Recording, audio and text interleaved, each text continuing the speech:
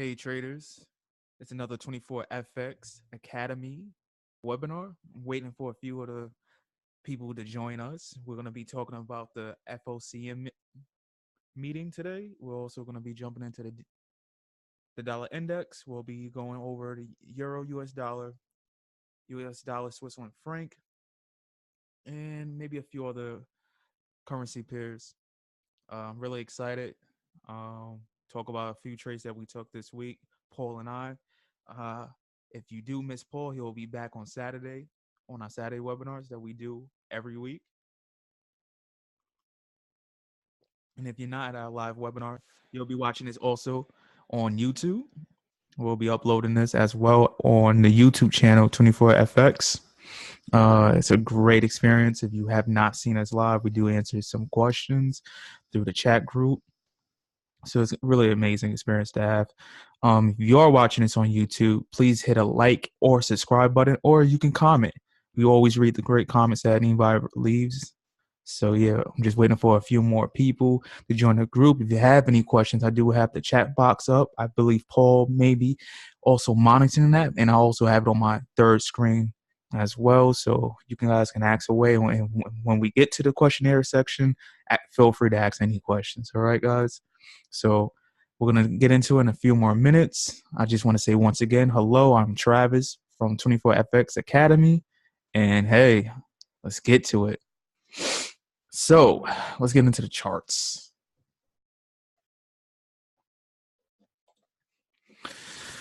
So first thing we're going to be looking at, like I said, is the dollar index. So let's pull that up. DXY.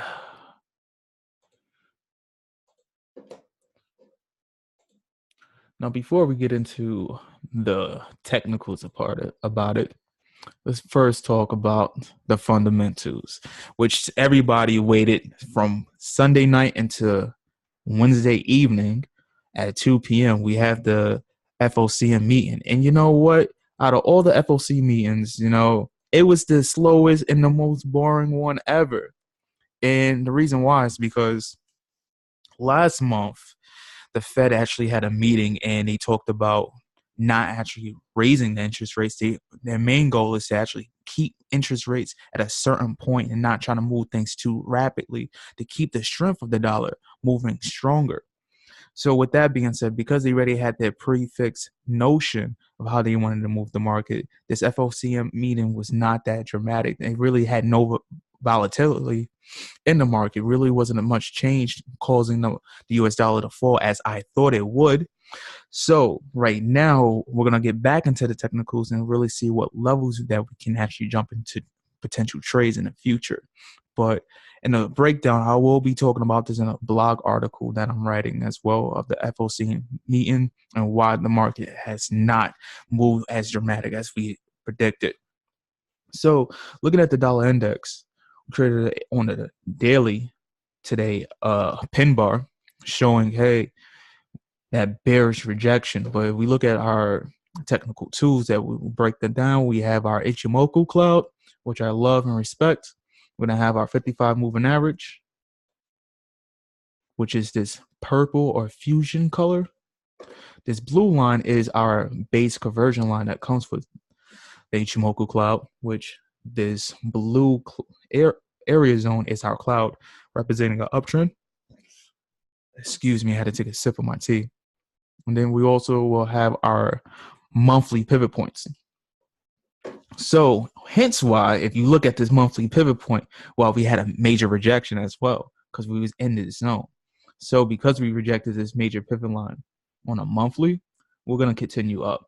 So if tomorrow, if we can break this 55 moving average on the dollar index, it's going to give us a strong indication that, hey, we are still bulls in this market. I also have in this indicator, if it will load on. All right, it's not loading. So we'll just jump on this one. This black indication is our 200-day moving average. Also a second indication why we rejected this level. So you got a 200-day moving average. Everybody knows in the trading community that means you're strongly bull. If you can't break the 200, there's no need to stress. So when we look at this on a technical, this is why we have not became bearish, unfortunately. And I'm not gonna lie, within this week I was really hoping that we would have this bearish move, because if we look at my indicator here, get this one up, my dollar index strength indicator right now, the US dollar, I was predicting that was actually from last week continue on this down slope, but because of this FOCM meeting, it actually gave it up that push of a catalyst. So now that we know, hey, we have the technical showing that we have dollar strength, and we know why, that the economy as a whole has the confidence on the dollar strength, we got to go with the flow of the market. We're not trying to just trade whatever we want as emotions. We trade what we see as traders. So now that we know the dollar has strength, probably going to continue with this. But like I predicted last week, if you watched the webinar, see how the Japanese yen is slowly creeping down. We're going to keep watching this. This is not going to end. We're actually going to start seeing this creep down more, and soon enough, this Switzerland franc is going to push up. So if it doesn't happen within the end of this week, it's definitely going to happen next week. Let's see what we have in the chat group. Yes, definitely. Switzerland franc will be going up. Exactly. So, all right. So looking at this week on the economical calendar, the only thing that we may have left, this is from Tuesday. Yesterday, we didn't have anything major except for Great British Pound, but we're not going to go over that on this. But we had on today inflation rates. Like I said, Great British Pound, we're not going to be worrying about that. But the major thing was the FOCM this week. So for the US dollar, I don't think we have anything else major. We do have the Canadian, which Paul will be trading Canada, I think, continuing this week. So this is also something that in the chat group you will see me throw in there. And also we have the existing home sales. This is very important. It shows how the existing citizens of the United States are spending their money. If they're buying homes, that means, people are making more money at their jobs. So this is also part of that jobs claim, next, aka something that they may use for nonprofit farm payroll. So yeah, just try to put all this fundamental news together, trying to piece the pie up, So let's move back to the charts. So we got the Euro USD first on the list. So now that we know our indicators, right? This is what we're looking on the daily. Wrong chart system. Bear with me. USD. There we go. So on the bigger time frame, let's get back on the weekly. Move this out the way. Weekly, we are close to a monthly level. With that being said, because we're close to a monthly level, I'm not going to really say that we're going to touch this and break out this week, because we're still in this cloud. I feel like if we get close to this level, we're going to reject it. So we have now Thursday, Friday. Friday's going to be a big push up north. I'm definitely going to be scalping that as a trader on the northbound.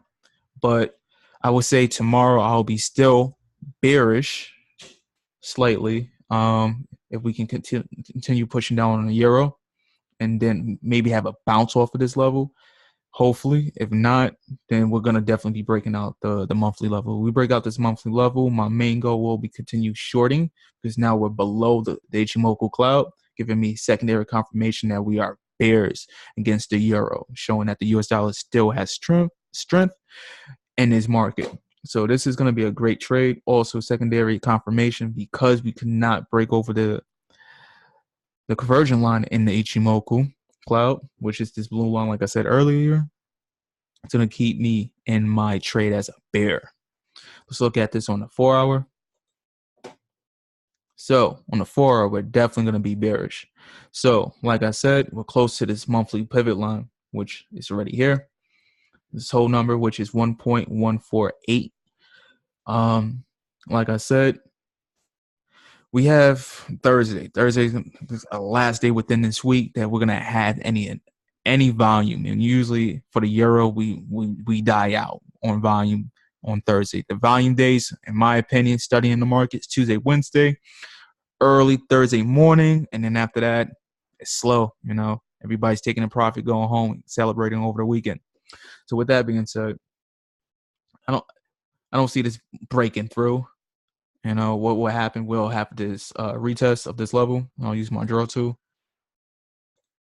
We'll come through here, which we stopped, and then pull back up, maybe around this area. And then during the US session, we get the big short all the way down here, creating maybe a wick, not really breaking this level. We may just, kiss it a little, come a little below it, and then maybe Friday bounce off, coming down back to this baseline. So that's my prediction for the rest of this week. After this week, if we can stay below, like I said, on the daily, if we can stay below this level, we're golden. If we can stay below this monthly level, I'm definitely, like I said, going to be strongly a bear, shorting this all the way down to this S3 level and then waiting, So we also, if you see here, we have this head and shoulders pattern. And I'll highlight that here. Head and shoulders pattern. There we go. We have the left shoulder, the head, right shoulder. It's not beautiful, but it's there. I'm not trying to just make this up conveniently. We really have it there. So, which also why I would definitely trade this. We look on my blue screen. We look on the daily. We have divergence. We have this going down, and we have this going up. So hence why you can tell that I'm not just making this up. I already knew this was something that needed to be said. I wanted to share this with all my students in the trading community. So we have this potential downtrend coming up. We just have to break this level. But like I said, we have enough pips in the motions in these coming weeks just to get into the zone. If we measure that,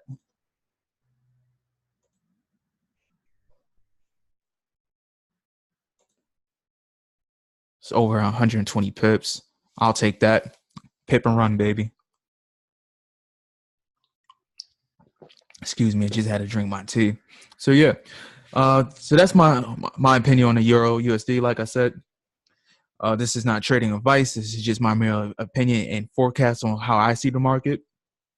So let's get into also on a weekly compared to on the 4-hour. We look at this, even though it's the same chart, we just broke out of a supply zone. All right. And like I said, we are close to a monthly level. If we can break out of here and see this volume, if we can continue pushing with some bearish volume on these next 2 weeks, it's time to short this big baby to this next monthly level. I know that we're going there. And then that's where the big piece of the pie is at. If we measure that, so with 300 pips, that's my goal. That's my big goal for the month of November. So let's see what happens. Let's jump into US dollar Swiss franc. Now, if anybody's on the chat group, I did have a quick scout for the north side. Looks like it was going to be a bigger move. Unfortunately, took a little pips, but then I told everybody to get out for the rest. So look on the weekly first. Bigger picture. So on the bigger picture, we had a monthly level that we try to retest early in the week on the daily. So we zoom in, bang, right here. Oh, over here, sorry. That's last week. So we look here, came close, Ichimoku cloud, rejection, pushed up Tuesday, Wednesday, now today, Thursday. I see this going up. It's real simple. Like this trading strategy that I use is real simple. Price time volume. We have at least 50 pips, and that's realistic on a daily for Ichimoku. I apologize. I think about it all the time. US dollar Switzerland franc. If you understand how this currency works, this currency pair works, you're not going to get over 70 pips move on a daily. That's dramatically not gonna happen. So with that being said, because it's so rare, like the only time you may see it, look at this giant candle here, but you're not gonna see that a lot. That's not the norm. Your average is around 50 to 40 pips, maybe 60 max. So with that being said, my goal for this trade for the next 2 days until the end of this week, I'm gonna just trying to get to this R3 level, see what the market does on the daily, and then continue next week with a new analysis. But because if we have to break this monthly level, if we don't break this monthly level, I won't get extremely bullish, only because this is a level that we rejected multiple times in the past as well. So because this is a major level, I'm going to say we're going to get to this level and come crashing down. Like I said, my predictions on the coming weeks is the Switzerland franc will gain strength. So we look at my strength index. This is my goal. Reason why these major currency pairs don't have the power right now. And the Japanese yen is safe haven. If they're moving this money out of here, this is going to go up. My second confirmation will be on Friday. I will look at the COT report, aka the commitment traded report. That will give me a confirmation what our next move is for the coming weeks. So we went over that. Let's see it on the 4 hour. See what we have here. Push up. Since we're on this R1 level, like I said, during the Euro session, we'll probably get some consolidation, maybe a pull back down into the zone here. And since we have this baseline created here from the old double bottom area, I don't expect it going any lower if we do. If we do retrace down, this is the lowest it will go. My entry will be in this area, pushing up towards the north to my monthly pivot zone or baseline. And yeah, that's it. That's my trading analysis. If anybody has questions, I will answer them. Let's see what we have in the chat group. Okay, and that's a good question. So why am I using these pivot points and how am I using them? So why am I using pivot points? Pivot points really help me gauge the levels of where price could go and where it has been in the past. This is based off of Fibonacci pivot points, not the traditional. And I'll open up the link through TradingView. I have the Fibonacci history of the pivots. I go back 12. I don't need to go back that far with this, because if you're using this off of the weekly and the monthly, you're good. And it's auto set, but it's really set off of the monthly levels. And that's why I use it. And as you can see, it's not set in stone, but it's not something I make up. Like, the market continues with this. If you really want to learn how I really look at it, you can message me privately, either on that Telegram group, Instagram, or even on our YouTube channel. And I'll teach you my PTV strategy, price time volume, and it'll connect with why I'm using the Ichimoku Cloud, pivot points, and my moving averages. It really paints a better picture. It's no more guessing. And I'm not saying my trading strategy is 100%, but it actually lowers my risk and reward ratio. I have more rewards and less losses. So yeah, I'll explain more in detail. I don't like giving too much for free, So yeah. Let's look at any other questions. So you want me to go over US dollar, Japanese yen? All right, cool. Let's get that. Let's see what we have here. I'm going to keep that, and I'll switch to this screen. I'm a creature of habit, so I always use the far right screen. USDJPY. Oh, why did I choose a different Euro USD? So that's a good question. So let's get back into the search bar. If you look here, these are different brokers. Me personally, I like to use Onanda's data, and the reason why, because they're a broker that actually is backed up by major banks. So because they're getting some of their data from the banks. I rather trade with the banks, not with the crowd or what major news companies say with the dumb money. Not saying anyone's dumb, but I rather know how the banks are moving a little better compared to where I see other traders think that the market's going. I just rather have a better educational guess than just shooting in the dark. So I like the Onanda platform, and also not to promote any companies or discredit any other companies, but I used to have FOCM, love their platform, but if you do research on them, you'll just learn more why I don't use it. But yeah, I prefer using Onanda for multiple positive reasons, and also because they're backed by major certain banks globally. So with that being said, let's get into the US dollar Japanese yen as someone asked. So same picture that we have here. The only thing is this can switch majorly. Like I said, if we look at this cloud, the cloud's really thin, compared to the other two currency pairs that we saw. And when you see a thin cloud, that represents the trend is not strong. And also, if we look, we have some sideways market. Excuse me. We have a sideways market, so it's not like we're really in a trend. We just came out from a bearish area and then went up, but we're not truly in a trend. So if we can keep this zone, and as we already know that the Japanese yen will be getting weaker, I see this pushing up either further. We're going to get into this area. We may actually get out of this area. But if you look here, and I'll illustrate it with a horizontal line, this is where the price is getting rejected. And I like whole numbers. So let's look at this at a whole number. Price is getting rejected in this zone. So with that being said, if I were to trade this, even though I don't trade a lot of Japanese yen pairs, we have to break out this pivot point. First of all, that's what this black line is. We have to break out this pivot point. So once we do that, I will trade this northbound till we get to this area. Okay.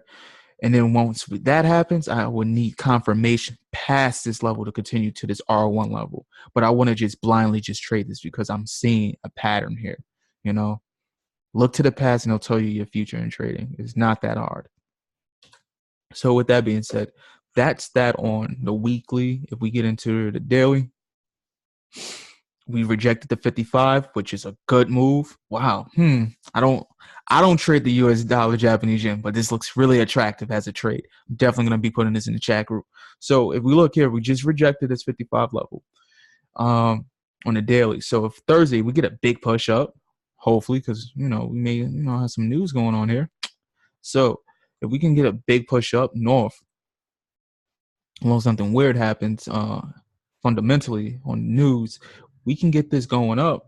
Hey, we'll get a double top to this, and then maybe a rejection downward to maybe to this area. I can see that happening. I'll draw that. Get a push up, maybe right here. Test this, and then come back down right around here. Nope, don't want to put an alert right down here, right around here. Depending on how this cloud continues, but as time moves, actually, it'll probably be here.